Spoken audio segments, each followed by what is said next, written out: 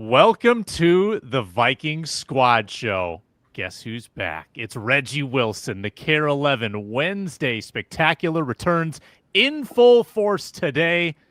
Let's get into it. Skol! It's the Vikings Squad, sponsored by Game Time. Everything Minnesota Vikings, every week.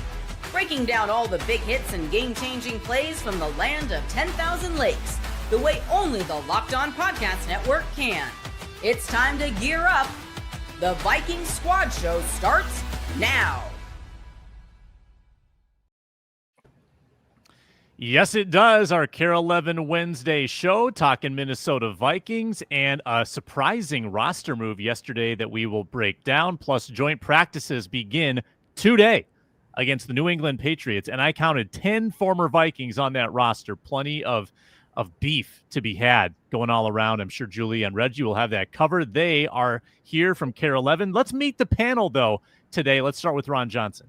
I am Ron Johnson, former Gophers and NFL wide receiver. And I want to talk about why there's not only blowouts at practice, but there's blowouts at Reggie's house. I'm Julia Daniels, sports reporter at Care 11. So happy to have Reggie back for a number of reasons. Number one, because we love Reggie. And number two, because this means no more 14-hour days for this girl. So we're very excited. Hi, that's what you thought.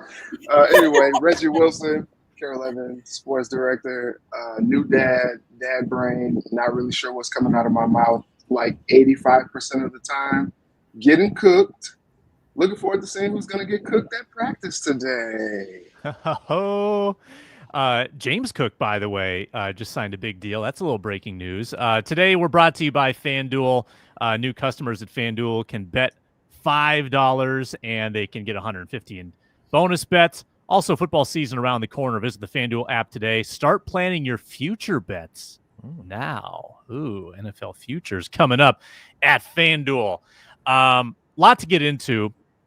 We'll start with the breaking news, the big news. Brian Asamoah or Asamoah. I never really figured it out, and I don't know if I ever will now. Asamoah, I think that's where I was leaning, Reggie. Thanks for affirming that. Glad to have you back. By the way, what did Reggie miss while he was gone? Did he, other than his building burning down, what did Reggie miss while he was gone? By building, I mean Care 11. Julia, you take it away first. What you got? What did Reggie miss while he was gone? The inmates running the asylum. And a lot of Nudie McLaughlin coverage from Care 11. Like, who did that? Who talked about him on TV all the time? Why did I leave you in charge? Exclusively Nudie McLaughlin leading the sports segment at 10 o'clock. I'll say Reggie missed the biggest charcuterie board I've ever seen at the Vikings games. Oh, yeah, Really? that was a big one on Saturday. Yeah, huge charcuterie boards everywhere. Charcuterie? Is that how you What say word it? are we saying here? Charcuterie? Charcuterie? It's charcuterie. Charcuterie? Yes. Charcuterie? There's a sneaky R. Well, at in least there. I didn't say it like the dude from the Jets. I don't know if you saw Yeah. that on Hard Knocks. We won't go there. Totally different. Wasn't that Quinnen? Yeah. It was it was one of their other linemen. Yeah, it was bad. It was a bad try. Did he miss anything else? Julia, called a bunch of young people really old, as she tends to do. Yeah, but I was doing that before, That's not really a new I'm thing. nothing if not consistent, okay? Ron and I tied for the initials game. Oh yeah, you missed the Yeah, initials. that was And big. everyone thought it was hilarious that we were in there together for like an hour, and then at the very end, Ron goes, "Oh yeah, we're on a podcast together." Everyone was like, "Wait, you guys know each other?" I didn't want them to think that. Then they would try to make sure we didn't cheat on the game. So That's I had to keep it under wraps. You almost messed around and won the initials game. It was entertaining. So, all right, Brian Asamoah, he's gone. Year 4, 3rd round pick. Probably one of the most puzzling descents of any recent high Vikings draft pick. And I guess we kind of had the same thing with Cam Dantzler, guys that flashed early. And if you remember the conversations we were having back in 2022, mean, we were saying Brian Asamoah, starting linebacker. Like, is he one of the top 3 players on the defense? And Brian Flores just didn't take to him. Didn't like him. Liked Ivan Pace way more. And now this was in 2023. I'm saying 2023 just didn't really work out, and he never found a way to get reps. Got passed by like Kamu Grugier-Hill last year on the depth chart. So kind of a predictable but surprising, like kind of diminished career for Brian Asamoah, Ron. Yeah, and so it kind of started when the 3-4 defense kind of really started to become what it is with Brian Flores. And that was where you notice like he just didn't fit. It was a square peg. I've always said that, square peg round hole with certain guys. I think in a 4-3 defense, if he's just a true will linebacker that can play at depth, can drop in the hook flat, he's not a Sam, he's not a strong side linebacker, but he's definitely a weak side linebacker with speed. He's not a middle linebacker, and that's the problem in the 3-4 defense. You need 2 middles, and Ivan Pace fits that second middle better than Brian Asamoah. And it just sucks that when you get Eric Wilson back and then you draft Kobe King, who is literally, he plays and does everything that Blake Cashman does, and that fits their scheme better. And the minute they drafted Kobe King, I kind of saw the writing on the wall. I didn't think it would happen this quick, but I think it was a better fit to get him out of there now. Like you move on now knowing, hey, you're not in this 4 linebacker rotation with Eric Wilson, Kobe King, Ivan Pace, and Blake Cashman. Let's let him go get picked up by another team now, because now he has 2 weeks to potentially get picked up. Plus, other teams are going to go through their preseasons. Injuries are going to happen. So it'll be better to him than waiting to the very last minute and then he's scrambling to make a 53. Now maybe somebody picks him up. And, he gets a chance to go to, the Cleveland Browns or the Oakland Raiders. There's a lot of teams out there that could use a lot. The Colts, Cato June liked him when he was, when I talked to Cato June about him, we had him on the show. We talked about Brian Asamoah, and he said he really liked him. He was fast. He covered sideline to sideline. And, I think he reminds Cato of himself, smaller, undersized linebacker that can tackle. So he'll have to go to a defense like that. But, I think he'll land somewhere. Yeah. Reggie, you came here in 22, right? That was your first draft? 21, yeah. So 21. I was here for the last year of Zimmer and then KO. Man, time flies. It's possible, Reggie, that 0 of 10 Vikings draft picks in 22 will sign a second contract with this team, because Ty Chandler might get the Asamoah treatment here pretty soon, the way that's going for him. And Jalen Naylor is probably the best of the bunch, and I don't think he's a guarantee to come back either. I think that they could go 0 for 10 in that draft class in terms of like signing another deal with the team. Call it one to grow on for Kwesi. It's just he tried some stuff. It just didn't work. He had his draft crush was a Caleb Evans. That didn't work out. And I think it should have worked out with Brian Asamoah. We were laughing at your tweet earlier saying that Asamoah missed the Ed Donatel defense, but I think he was a better fit with Ed Donatel, even though Ed Donatel wasn't a great fit with the Vikings. And so I think it's just tough when you look at all the guys that Kwesi took a chance on. I think, you kind of redeem yourself the next year when you pass on getting a guy like Jamison Williams in the draft, or even drafting Kyle Hamilton instead of trading back and taking Lewis Cine. I think you had your mind and your heart in the right place, and it should have worked on paper. Lewis Cine was a highly productive player at Georgia. You took a chance on what a lot of people thought was a first round grade on a cornerback that you end up trading to the Cowboys. And then you get Brian Asamoah, and he has the speed. And then Brian Flores comes, and he's mostly relegated to Matt Daniels and special teams. And so it's a really, really tough position to be in. You trade your offensive guard. A lot of people thought that he could have been a first-round grade if the character concerns weren't there. So there are a lot of things that just didn't go well for Kwesi in that first draft. But I think he's done better in subsequent drafts. It's just tough that only 2 of the 10 guys that you drafted are still on the roster. And like you said, Jalen Naylor, he came on great last year, finally healthy. Been talking about how he bulked up again this offseason. So he might get a lot of usage to start the season with Addison out and not really sure what is going on with Justin Jefferson. And so we'll see if he can earn another contract. But I mean, goodness gracious, it just doesn't look great for that 2022 draft. Nope, serious carnage. Julia, your reaction? I think it's unfortunate for Brian Asamoah because there's two different factors. Obviously, the changeup at defensive coordinator, and then the anomaly that is Ivan Pace. No one expected Ivan Pace to come in and be the player that he is, an undrafted rookie. And then he comes out and he's undersized. And it was just a surprise. It was a pleasant surprise probably for everybody else on the team except for Brian Asamoah. And so he was put in a weird position. I will say every single time that I'm out at camp and I'd see Brian Asamoah out there out at practice, this guy is an athlete. Like, I would argue he's one of the most like ripped guys out there. And if you see him playing too, I mean, he's fast, he's physical. Some team is going to want him. But I think, Reggie and I have had this conversation for about a year now about like, where does Brian Asamoah have longevity with the Vikings? Like, we just didn't see it for a very long time, especially since Ivan Pace joined the team. And so this was not something that I'm on the same page as Ron.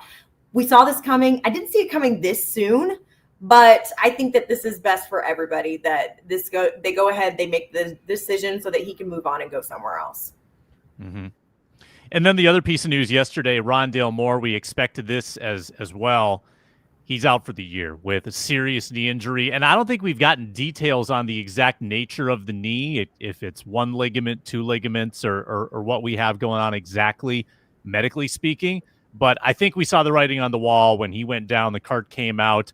Kevin O'Connell basically confirming after the game that it looked like a serious knee injury. So Rondale Moore out. Reggie, I mean, let's first just talk about Rondale.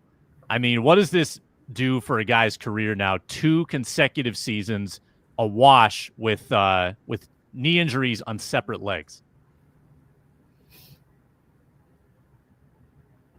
My bad. It's tough, and I know Ron probably remembers as well. He was dynamic at Purdue, and like he was a joy to watch. And it just didn't work out all that well in Arizona. And last year, you talked about like, oh man, like they're really gearing up. They're getting all the weapons for Kirk Cousins in Atlanta, and then he tears his knee and misses the year. And you're like, man. And then the Vikings pick him up, and you're like, man, that might be actually a good value pick for the Vikings. They really haven't had any like dynamic returns in the punt return game. He was somebody who could have given them something, and also, challenged for that wide receiver 3, wide receiver 4 spot coming back from that injury. Injures one knee last year, and now he injures the other, and it's just brutal, man. Because I know he had a lot that he wanted to give this year and really prove and show that, he's back and better, and you just hate it. You just really feel for a guy. It's tough. It's like sometimes with these injuries, they can go so many different ways. You tear a knee and you come back and you're good. You're like Adrian Peterson, you're better than ever. And then some people, you come back from a knee injury, you tear your Achilles or you tear your other knee or you re-tear the same knee. And it's just unfortunate. And a guy who is known for being so explosive and agile, you just wonder if he'll ever be the same. Yeah, Ron, the secret sauce for Rondale Moore was yak. I love saying yak. He was 4th in yak average in 21, his rookie year. He was 2nd in yak average his second year. Like, this guy can make plays after the catch. And when you strip away, whether it be his mobility or you take it away even 10% of his speed with the knee problems, that's really going to hurt the main part of his game.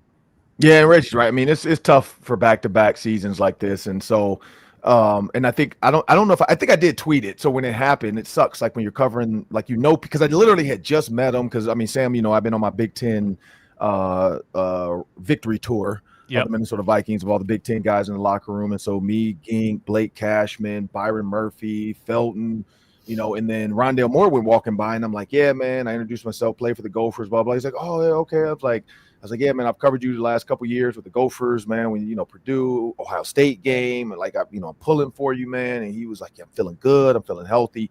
And then you see him get hurt. and you got to report it because it's our job. And so I just kind of said, like, you could see the anguish in his hand movements. Like, he was just like, why is me, you know, for those watching on YouTube, you got to watch on YouTube, people. So if you're listening on the podcast, you're like, what is the hand gesture Ron's doing?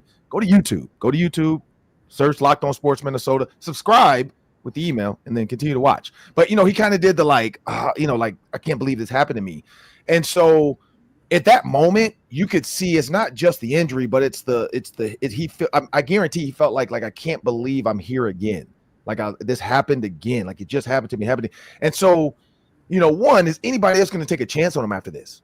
You know, are the Vikings going to let him rehab and come back? Are they going to give him an injury designation and kind of part ways with him? There's so much business to this that sucks, and this is the part of the business. I remember being there. You know, the Ravens, I got hurt. Dumb me, you know, instead of like really rehabbing and do what I need to do, I forced my way back faster than I should have.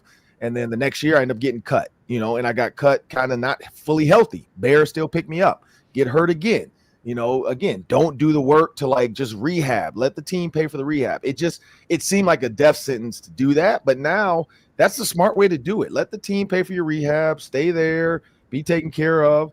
And who knows, like, you know, maybe, you know, he'll have a 30 for 30, you know, that he comes back, or, you know, we'll be talking about this next year where Rondale Moore is just, you know, he was an injury away and he's out the league. And so that's the tough thing about this sport is you forget, and it didn't look bad. Like we talked about on the fan line, me and Nordo, and you couldn't see, like, it looked like a hip drop tackle, but it didn't look like it did look bad. It didn't look like his leg got caught, didn't like his foot, just like he hit the ground and something shook loose in his knee. And, you know, here we are. It's like a freak thing. Yeah, like, and you can't blame the turf because, again, like, when you look, like, his cleat didn't get caught, his leg didn't get pinned up under him. Like, it was super weird even because when it happened, everybody's like, wait, what? Did Rondale Moore just get hurt? The whole press box, I mean, Julia probably heard it. It was just like it was a weird quietness. Like, wait, what? Yeah. How did he get hurt? When he slammed his helmet on the ground, we were like, what's happening? He was moving so fast to the sideline. He was trying to turn that corner. You know, a guy of his speed, he's probably going 20, 21 miles an hour. And he did stop, like, really on a dime. Like, the defender stopped him so quickly. That's hard. That's hard on the lower body. Right. And if you get twisted up just a little bit, that could cause some damage. So that was really unfortunate. I was there for that. I heard the hush go across the stadium. I'm sure you heard that as well, Julia and Ron, and brought the card out, guys on knees. That was not a good scene. We feel for Rondale Moore and Julia. You know, everyone now has to be an opportunist. Like everyone probably feels bad for their teammate Rondale, and yet you've got about 4 or 5 receivers that now see an opportunity. They see, hey, Jordan Addison's suspended. Rondale Moore is hurt. I can make this football team. And so the door is wide open now in these last 2 preseason games for people to make some plays. Yeah, I mean, the receiver room with the Vikings is just always so interesting to me. But yeah, I mean, Lucky Jackson's looking for an opportunity. Jayshon Jones, Miles Price. I mean, he had a touchdown in the preseason game, and so there's a lot of opportunity to be had here. And Ty Felton too. I mean, Ty Felton still, I guess he moves up on the depth chart in that sense, and so this, unfortunately, is a good thing for him. But I think there's already so much competition in this room. I think that this just adds to it. Obviously, Silas Bolden is trying to make waves too. Thayer Thomas, Dante Fleming. I mean, there's tons of guys that are going to be trying to take advantage of the opportunity that comes, unfortunately, with Rondale going out, because a lot of our focus the past few weeks has been about Rondale and, like, how does he fit in? What is Matt Daniels saying about this guy? What is Kevin O'Connell saying about this guy? What does JJ McCarthy think of this guy? And now the topic's gone. And now we kind of have to shift our focus because obviously we know Jordan Addison, Justin Jefferson, Jalen Naylor, but then after that, everything's kind of up for grabs. And so I'm interested to see how the rest of camp plays out. I'm especially interested to see at joint practice who's really going to stand out when there's another team on the field too. So I guarantee you these guys in this receiver room are fired up for this week, and even more so now because unfortunately there is more opportunity for them. Great segue, Julia. We get into joint practices next. What matchup are you most excited for, and which former Viking, now Patriot, would you take back? That's next. We are brought to you today by FanDuel Sportsbook, August 26th. Circle it on your calendar, 13 days away. That's officially FanDuel Futures Day. Brand new holiday for football fans who live for bold predictions and preseason hunches. For just 24 hours, FanDuel is giving you deals on NFL season predictions. Whether you're calling the MVP, long shot division winners, or crowning your Super Bowl champ before week 1, this is your moment. Parlay those division winners, put a handful of tickets together, and have some fun this season. You can follow it all year, all the way through December into January. Take a flyer on J.J. McCarthy MVP. What do you say? I think you get like 35-1. Visit the FanDuel app today. Build your futures bets now because Futures Day is one day and one day only. FanDuel, play your game. All right, Julia, I'm guessing you're headed out to TCO Performance Center in a little bit. Joint practices at noon against the Patriots. A lot of good storylines. This is a Patriots team that's kind of in year 2 of its rebuild. They've got a new coach, Mike Vrabel. They've got a second-year quarterback, Drake May, who's taken a few picks before our guy, J.J. McCarthy. What are you watching for matchup-wise in this one, whether it's player against player or position against position? What do you want to see? I think this will be a really true test for the Vikings secondary. I think finally we're going to see, especially that cornerback group, because they didn't play. I don't think they played any of the starters from the cornerback group on Saturday. If maybe just a little Rodgers, maybe. I think they played Rodgers for a drive. But other than that, we haven't seen what this. And we've been talking about this for a while now about what is up with the Vikings cornerback room because they're so young. They don't have a ton of depth. So I'm interested to see how they pan out against this Patriots receiving core. I think that it'll maybe give us a little bit better idea of what this cornerback group is capable of and how these guys kind of fit in, especially their pickups that they've had this offseason. So that's something that I think I'm going to be keeping an eye out for this week, just because it's our first real look at how these guys fare against another NFL team rather than just a quarterback in J.J. McCarthy who hasn't seen a lot of NFL time. So, I mean, obviously they're matching up with Justin Jefferson and Jordan Addison, but at the same time, I want to see how they fare against a quarterback like Drake May and his receivers. So, Reggie, what do you got? Man, I want to see if Brian Flores is taking anything personally. And he's, going to have – well, first off, I don't know if Diggs is going to be here or not. Some of the reports from what's going on up in New England, not really sure. But would love to see another snapshot of Diggs at midfield telling Brian Flores, hey, stop running zero. Like, I just want to see, because I have not been at camp just yet. Because the whole baby thing, but I heard that Jonathan Grenard has been a monster at camp so far, going back to his more is required at the end of last season. And so I'm interested to see what Brian Flores does against his former team and the things that he employs to try to make things tough and difficult for Drake May in that offense. Not sure if he's going to have Stephon Diggs out there. Not sure if Hunter Henry's going to be out there. Not sure if Jalen Polk is going to be out there. So, you're looking at what? Kayshawn Boutte, Demario Douglas, Kendrick Bourne, maybe. Like, I'm not really sure if they're going to be able to challenge that Vikings secondary like maybe the Vikings secondary would like in these joint practices. But I do think it's going to be competitive because if we know anything about a Mike Vrabel team is he has them ready to play and they're always scrappy. So maybe we'll see a few fights. That'd be fun, right? I was hoping Diggs would be full go. So Reg, you think there's some possibility that he won't, because of the injury rehab, that he won't be totally active for this?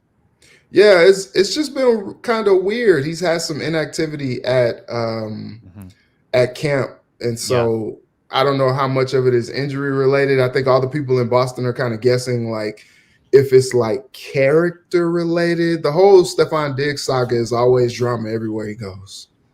Yeah. Yeah, that's I know interesting. he Yeah. didn't play in that preseason game, but they didn't say it was injury related. They said it was coach's decision that he didn't play. Exactly. Yeah. The drama. So what's going on there? Ron, what do you think matchup wise? What do you want to see today? I want to see the defensive line. Like, so Vrabel in the Patriot way, he's bringing back old school Patriot. I know.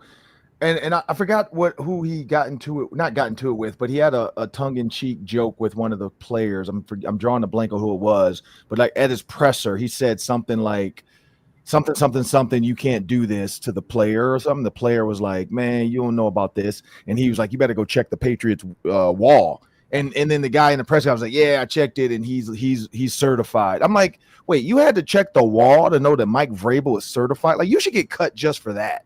Like, how do you not know who Mike Vrabel was for the Patriots? Like, that was the dumbest. Like, there's some interviews players do, and I wish they wouldn't say it. Like, you might have thought it, but don't say it out loud. Like, you should know who Mike Vrabel is to the Patriots defensive, like history.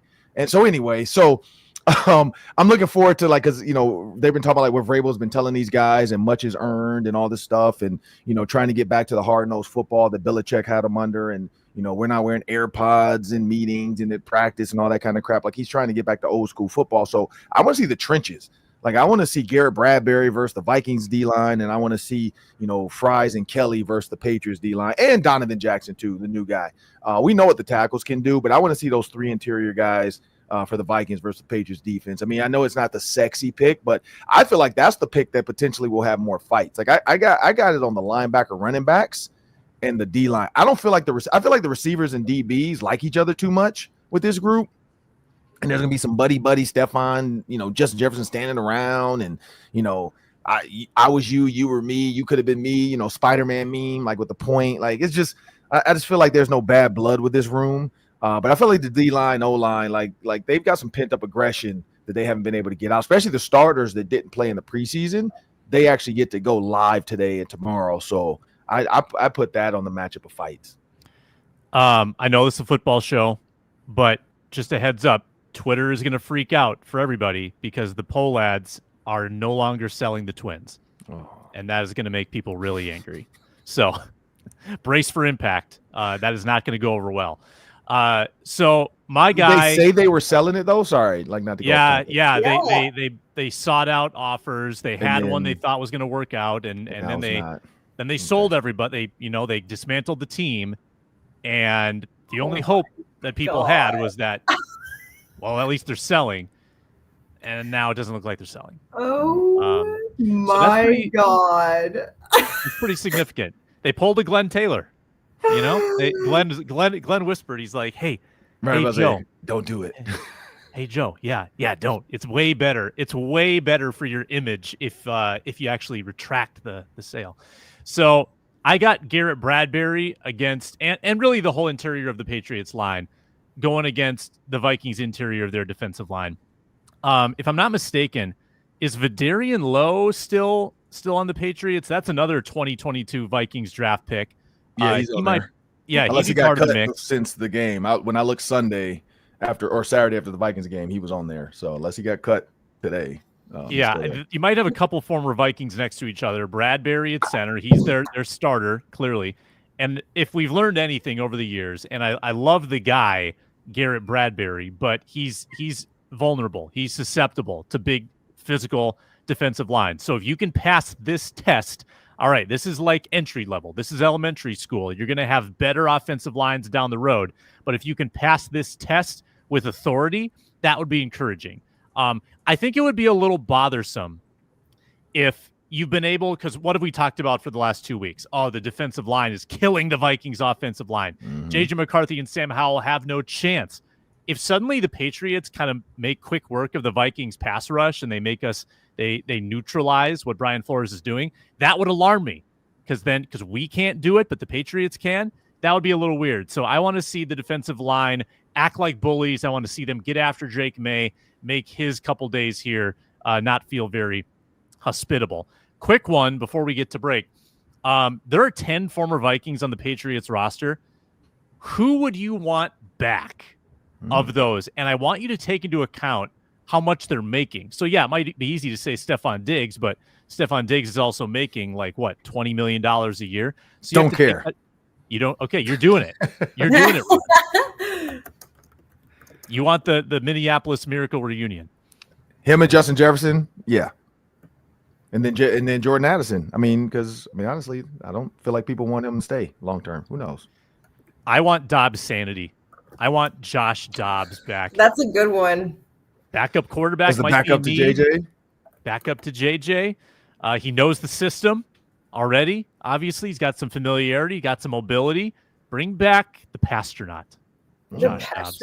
I know. I was thinking that maybe have his brain in the quarterback room would be nice. What about Marcus Epps? Yeah, wasn't he good with one. the Vikings? Yeah, I feel like they could use him in the secondary. I know he's that's actually great. Coming off injury, but he's a veteran guy that they could probably use back there. Very vocal leader. He was the 2019 draft class, and that's one that got away. Like they waived him, 6th-round pick, and then he's one of the few recent draft picks that got away, and I think you really regret it. Like he had a good run with Philadelphia, good run with Las Vegas, and now over with New England. Reg, who's your guy? Diggs. Stephon Diggs. Bring him back. You think Diggs over Josh Dobbs would be more impactful? What? It'd be great to have him in the room. I mean, he was a great soundbite, great guy, Oh man. Diggs great would guy. So Ron, who's hanging around the front office from 2019? I mean, there's still a lot of people there on the business end that would maybe still have some of that beef with Diggs. Brzezinski. Yeah, Brzezinski for sure would, because that was the money situation. I think that's really it though. Like I think everybody else would care. Yeah, it's okay. Like I think the owners get it. But yeah, I'd say Brzezinski, because that was he held out first, got the 70 whatever million, then did the sickness thing with Kirk Cousins and didn't show up for practice. And yeah, so there was some, and he even admitted though, he said I handled that wrong. He said he handled it completely wrong. He took his frustration out on on the team, and he shouldn't have taken it on the team, blah blah. I was looking at coaches though. Todd Downing is a coach for the Patriots. He's been floating around the league a lot. Yeah. I hope he has a home at some point. Yeah, he was the blood OC for the Titans. I think didn't go well. Yep. Trying to get back there. Yeah, I mean, maybe Diggs has grown up. He's just relaxing on his boat, just having some nice company. Yeah, we want Stephon Diggs back just so that Cardi B's at the games. Lake Minnetonka would take Diggs. I mean, isn't that over? Aren't they done? Are they done? I thought they were done. He said he was focusing on football, so he didn't. But then say... I feel like Cardi tweeted about them last week or something like that. Like she tweeted a picture of them or something. Yeah, I don't think they're done. He just said he said all the off the field things took away from his football goals or something like that. Is how I don't think he was necessarily talking about her. Yeah, I mean, he's not. He's talking about what she comes with, though. The parties, the nonstop up to 3 a.m. Because that one video she posted, remember, he was like 1 a.m. in the gym working out. Yeah. Like they had been up partying, and then he went to work out. Because probably he was like, "Damn, I'm out here partying and on this boat. Like I got to get a workout in." So then she posted it as if like, "Look, young football players, if you guys want to be great, look what he's doing." Like you don't think they know that? Like they know what it takes to be great. Like you're new to this just because your baby daddy out there doing 10-pound dumbbell curls and he thought he was doing something, and then Diggs out there squatting 315 and cleaning 260. But anyway, yeah, no, I think he wanted to focus on because she's a partier. She goes out. That's she can have that life. And there's nothing wrong. There's nothing wrong with 10-pound dumbbell curls, Ron. Some people do that. People do it, but don't post it on the net like you're getting gains. Like don't do that, because that's not. I mean, I saw Paige Becker's squat like 210 or something. Like you can't. Yeah, don't post that. Like don't. Is 210 bad? Is that a bad? No, that's good. For an That's what I'm athlete? saying. Like for like that's heavy for a woman. Oh, like, okay. So don't post the 10s because don't post the some 10. people- Yeah, if you got like you got WNBA girls out here doing more than you, like you can't post that like you just did something. By the way, I don't know if you guys saw Kevin Durant is dating that really tall girl that used to be in the WNBA. Or not dating her, sorry. They were caught at the club together. Random, super random. Thanks, Ron. Thanks for our gossip minute there. You know, hey. That's TMZ. Cambridge. On, Cambridge, that's her name. Cambridge. The Viking Squad show. Forgot her first name. You know what I'm talking about? Julia, tall girl. She was a center. Cambridge is her last name. What is her first? I can't think of her first name, but light skin. Do some tall, Googling. cute. Do some Googling. Wow. It's Cambridge. Liz Cambridge. Yeah, there it is. Liz Cambridge. Reggie's on top of it. Reggie gets it. We'll be right back with bold predictions for Saturday. And we're brought to you by Yahoo Fantasy. Yes, it is the month of giving from Yahoo Fantasy. They are dropping 28 big new features over 28 days through August. And they're making the fantasy football experience like you've never had it before. You might be an OG like me, and you had Yahoo Fantasy back in the day, and it's evolving now. Guillotine leagues just dropped. Every week, the lowest scoring team is eliminated. The last one standing wins. It's like fantasy football Survivor. Killer new way to play, where the lowest scoring team, again, gets eliminated each week. There's one team left standing. You put the players from the eliminated team back into the pool, and then you draft those players. It's a whole lot of fun, I promise you. If you want to spice up your fantasy experience this year, get out of classic mode and do something really different, Guillotine League is fantastic. And, of course, you can still do it the classic way at Yahoo Fantasy. Head-to-head private leagues, join a public league, whatever you want. Stay tuned for more killer announcements. Start playing Yahoo Fantasy Football now. YahooFantasy.com/LockedOnNFL. YahooFantasy.com/LockedOnNFL. Reggie's back, which means Bold Predictions is back in full force. We got everybody here today on our Care 11 Viking Squad show. All right, Reggie, will give you the first crack because you are returning. Bold prediction for Saturday, and I think we gotta assume the starters aren't playing in this one. I mean, Kevin O'Connell's more or less confirmed it. He likes to get the work in and join practices. So, of the backup crew, the garbage time crew, make some bold predictions, Reggie, for Saturday, or just one big bold prediction, whatever you want. Dang, I was hoping that you came to me before Ron for this because I'm gonna steal his thunder. 300 yards, 3 touchdowns from Max Rosemer, baby. Book it. 300. Yes. Now pick something else, Ron. Yes. Go ahead, Ron. Can you top it? Or you can go 350? Oh, Max Brosberg, he took my thunder. Oh man, bold predictions. He's such an easy guy to root for. I know. I mean, I even said he was gonna roll the boat or do the watch if he scores. He didn't do any of it though. But I even said on the pregame show, like I had him throwing 1 touchdown. I knew he'd do that. Let's see, Max Brosmer, big prediction. You know what? I'm gonna go with my guy Kobe King. I think this is the week now. So Brian Asamoah's out. Because if you notice, I don't know if you guys noticed in the game, the depth chart all week on ESPN had Kobe King ahead of him. But for the game, the Vikings had Brian Asamoah out there first. And I think they were trying to just give him one last chance. Can you outplay this rookie? Now that he's gone, Kobe King is going to get a lot of time out there now. So I'm going with like a Kobe King, either sack or interception. All right. Like it. Julia. I'm gonna go. I really am interested to see the running back battle between Xavier Scott and Ty Chandler. I think Ty Chandler had a huge wake-up call on Saturday when Xavier Scott came out and had the game that he had. I will say Will Hall, our coworker Will Hall, predicted that Xavier Scott would have a great game on Saturday. He was a unexpected surprise. Oh, that's redundant. An unexpected standout on Saturday.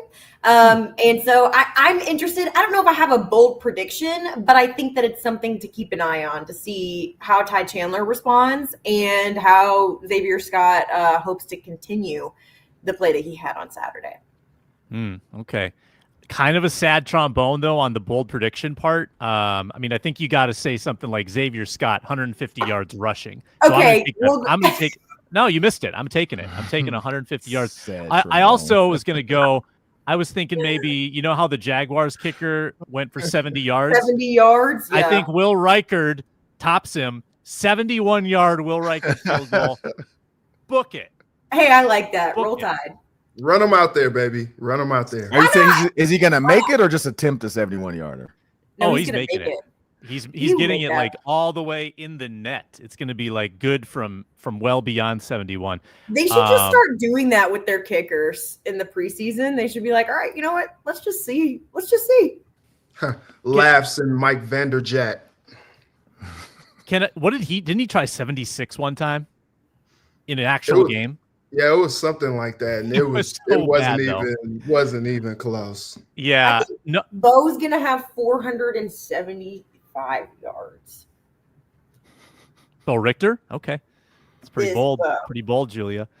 The preseason records not counting thing. Like, I get it. I understand why that's the case. But what a bummer that the 70-yard kick will not stand. Like, that's 4 yards better than any kick in history, and it's not going to be the record because it's the preseason. Yeah, because like, are you bold enough to do it in a meaningful game, like where points are at a premium? 70 yards. Duval. Liam was fired up though. Did you see him on the sideline? He was fist pumping. Yeah, he's like, yes, they love me now. Like Monopoly money. Super quick pause, and then I've got the Packers are in trouble. Stick around for that. Ooh.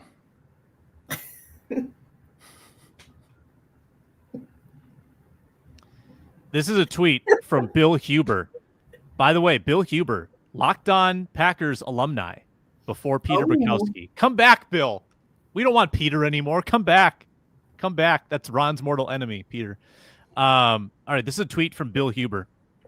The Packers' top 6 receivers are Jaden Reed, Romeo Doubs, Christian Watson, Dontavian Wicks, Matthew Golden, and Savion Williams. After 2 more injuries yesterday, Golden is the last man standing. Also, Jordan Love is having a thumb procedure. Yeah, thumbs down. Thumbs down, Reggie, for Packers. Those are important when you're a quarterback. Thumbs? Hot take.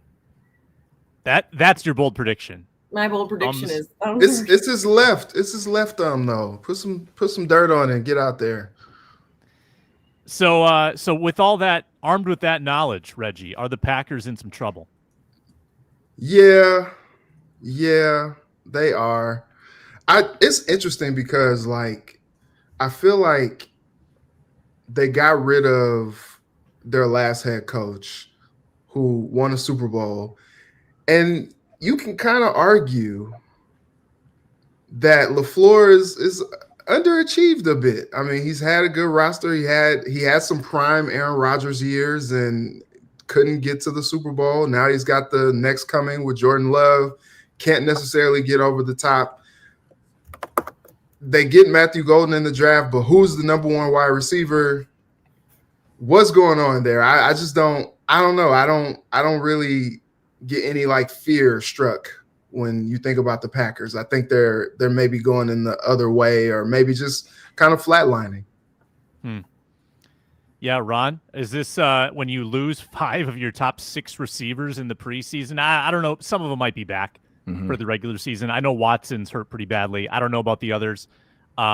Seems like it's not. They're not getting the chemistry. Certainly, you talk about that a lot, Ron. The importance of building chemistry, and now Jordan Love won't be able to throw to Matthew Golden, stuff like that. Is that going to matter for them in the regular season?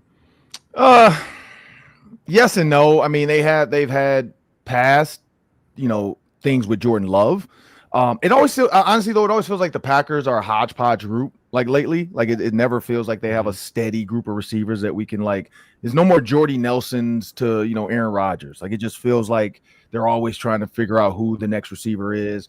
And then they finally draft one, and everybody thinks all is good, and then here we are. So no love lost. Like I think the NFL is what it is. I don't think any Vikings fans are going to cry tears for them.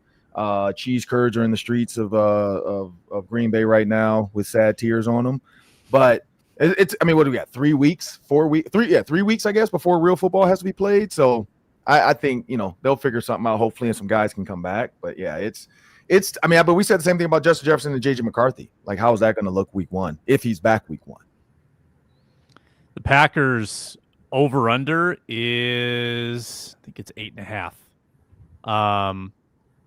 Yeah, they started out slowly last year, and they had that Jordan Love injury in week 1, and they kept the ship afloat with a backup quarterback in there. They've had injuries before. Matt LaFleur is a pretty good regular season coach. They always put up good win totals, but Julia, does this put the Vikings in some way above the Packers and how you would project this division?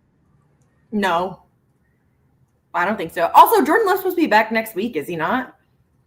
Yeah, he's probably good for the regular season. Yeah, I don't think it's like a dire situation over in Green Bay. I think both teams match up pretty well. And no, I wouldn't say that this gives the Vikings any kind of advantage over them, because the Vikings are also in a weird spot of unknown. Mm-hmm. We don't know what JJ McCarthy's going to look like during the regular season. And like you said, I mean, they're telling us that they're not concerned about Justin Jefferson missing week 1, but you never know what can happen between now and then. So no, I don't think one team has one up on the other. I think it'll be a good rivalry series like it usually is. Feels like no JJ against the Patriots, which that extends the injury out to 3 weeks. I think if he doesn't play this week, doesn't play this weekend, if we don't see him until next week, that would be a 3-week injury. I was told like 1. I mean, wasn't that the initial diagnosis? So they were like, "Oh, we're gonna check him out again next week," after it happened, and then we never heard anything else. I'm okay with them being overly cautious. He's had a hamstring injury before. It's not dire right now. Season doesn't start for another few weeks still, so it's all good. It's all good. I think you're probably right, Reg.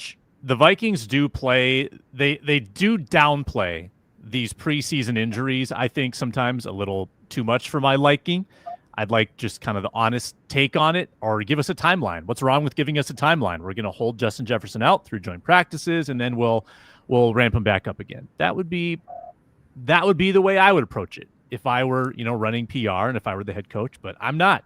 I have the same last name as the PR guy, but I'm not the PR guy. I have the same first name as the other PR guy, but I'm not him either. And people get confused, and I get emails that are meant for them. That's so funny.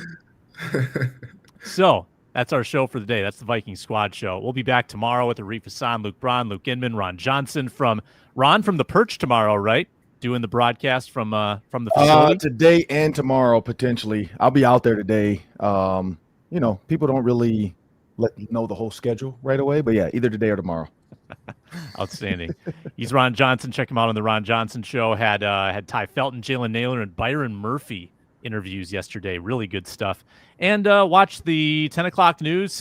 Is it 5, 6, and 10 at Care 11 with Reggie Wilson? Maybe 4 o'clock too. You never know with this Twins news today. We might be in all the shows today. Might be cutting in early. Yeah, I can't wait to go on Twitter and see how people are reacting to that one. Thanks a lot for watching, listening, commenting, subscribing, and we will talk to you next time.